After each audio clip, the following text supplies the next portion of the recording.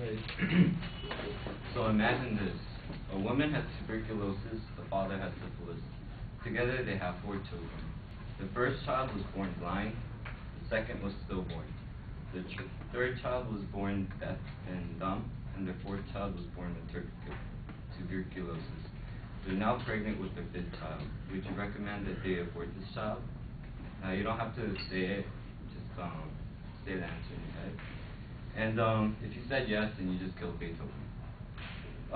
Today I'll be talking to you about the also controversial topic of abortion, and I'll be speaking on behalf of pro-life point of view.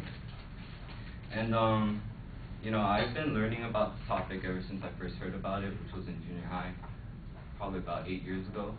And I've also shared many experiences with people in that period of time from then and now who had to face the decision of abortion. And I'm sure that all of us know someone, or maybe we even had to face it ourselves.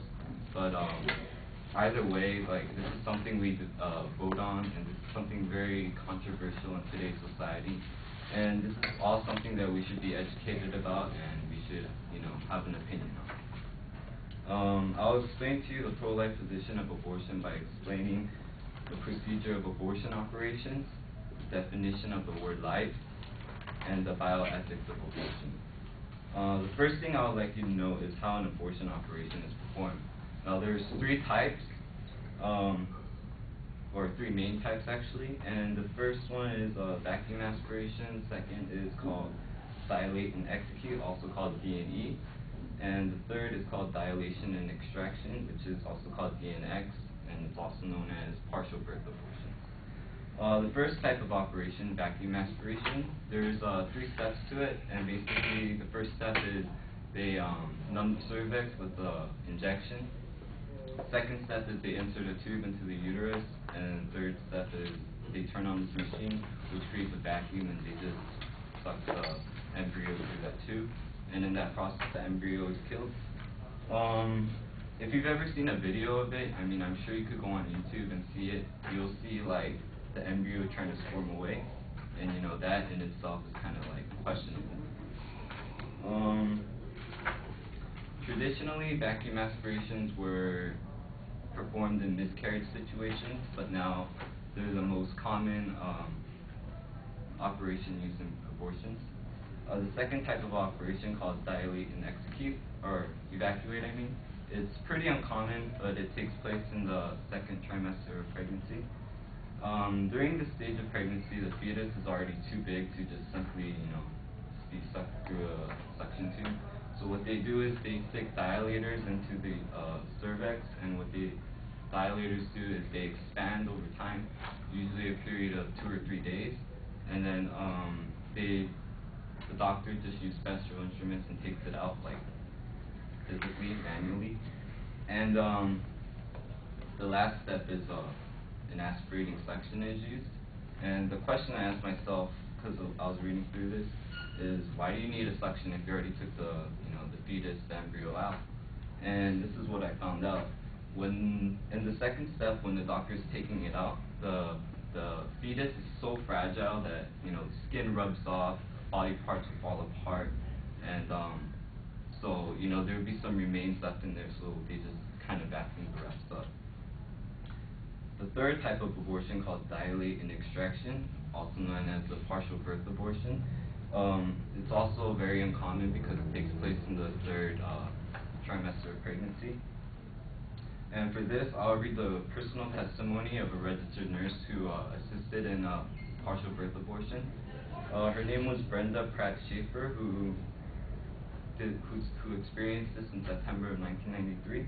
And she claimed to have been very pro-choice until this experience, and this testimony will explain all the steps to a partial birth abortion. And I quote, "I stood at the doctor's side and watched him perform a partial birth abortion on a woman who was 6 months pregnant. The baby's heartbeat was clearly visible on the ultrasound screen. The doctor delivered the baby's body and arms, everything but his little head. The baby's body was moving. His little fingers were clasping together. He was kicking his feet. The doctor took a pair of scissors and inserted them into the back of the baby's head, and the baby's arms jerked out in a flinch, a startle reaction like a baby does when he thinks that he might fall. Then the doctor opened the scissors up, then he sucked a high-powered suction tube into the hole and sucked the baby's brains out. Now the baby was completely limp. I never went back to the clinic, but I am still haunted by the face of that little boy. It was the most perfect angelic face I have ever seen. And that is her testimony of a partial birth abortion. And the horrible realities of abortion operations are usually censored. They don't tell you the specific details. If you go to a doctor, they'll just say, oh yeah, it's a simple process. It only takes like 15 minutes. And the truth is, it is a simple process that only takes a short amount of time. The main reason why abortion is so controversial is because, the definition of life seems to have a very thick line. And what defines life? Is it a beating heart? Is it functioning organs? Is it the ability to move and grow? Well, I have answers for these questions. Within 18 days of conception, that's when the sperm and egg meet. The baby's heart begins beating on its own. That's less than 3 weeks. And the fact is, this is according to womenshealth.gov. Most home pregnancy tests don't live up to their claimed 99% accuracy rate until 2 weeks into the pregnancy. So you got 14 days to know for sure that you're pregnant, and the baby's heart begins beating 4 days after that. And as for the organs, I chose the brain, and because it's obviously the most important organ. And 40 days into pregnancy, the baby's brainwaves can be detected, meaning the brain is formed, the baby can start moving up on its own. And 7 weeks into pregnancy, the baby has arms, legs, and a head, meaning it has a shape, it has body parts. 9 weeks into pregnancy, the baby has fingerprints. And if you know anything about, if you know about fingerprints, that's what physically separates us from each other, that we all have unique fingerprints. And this baby has fingerprints, his own personal identification. After this point, all that's left in the child really is growth. The organs are in final development, and the baby just fills out in shape and size. It just gets a more defined shape, it just grows bigger and gains weight. And if you go to a hospital and you look at those heart monitors, basically what they define as living is when the heart monitor beeps, goes beep. And then what they define dead is when it goes straight, and it goes beep. Well, this baby already has a beating heart at 18 days.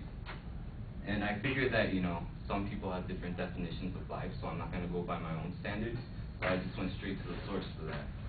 According to dictionary.com, and I quote again, the word life is defined as the condition that distinguishes organisms from inorganic objects and dead organisms, being manifested by growth in metabolism, reproduction, and the power of adaptation to environmental changes originating internally. In other words, simply put it, the ability to grow. And from the point of conception, all an embryo can do is grow. So,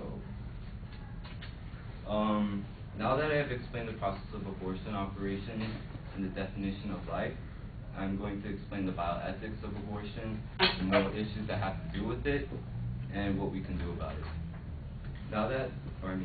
In every society, religion, and just culture, killing is wrong. You can go here, you can go to Africa, you can go everywhere around the world. If you kill someone, that's wrong, to simply put it.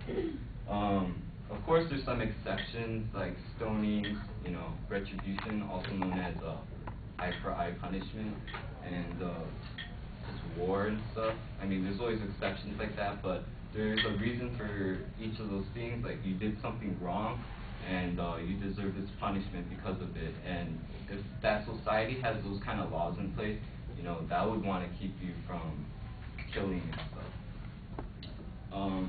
However, in most abortion cases, it's not done with a legitimate, justifiable cause.